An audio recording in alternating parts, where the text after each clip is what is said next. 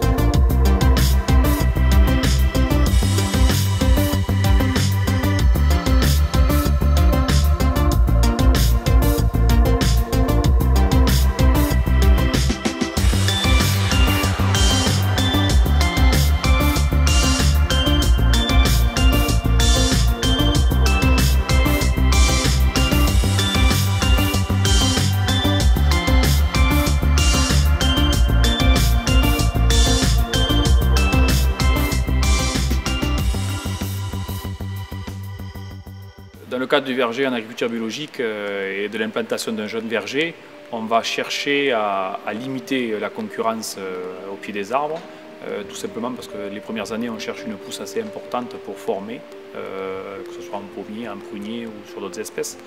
Et donc, on aura tout intérêt à limiter au maximum la concurrence de l'enherbement et donc limiter l'alimentation hydrique ou minérale de cette flore.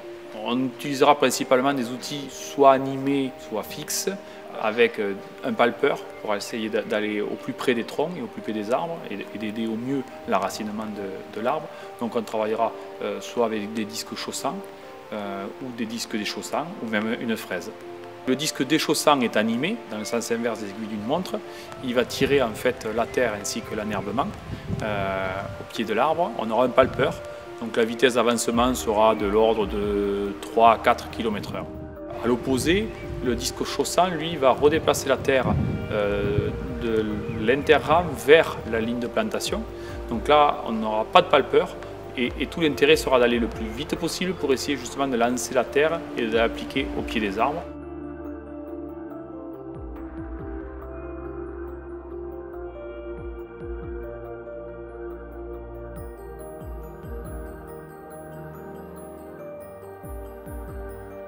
On a également la possibilité d'utiliser une fraise, qui est un outil animé, que l'on utilise plutôt en saison, de par l'inconvénient d'un outil animé qui est la semelle. Donc on travaillera plutôt en conditions sèches.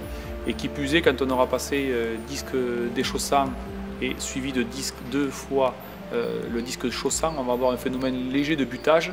Et donc la fraise va permettre de tout replanifier. Et donc ce sera généralement le dernier travail du sol que l'on réalisera avant la récolte.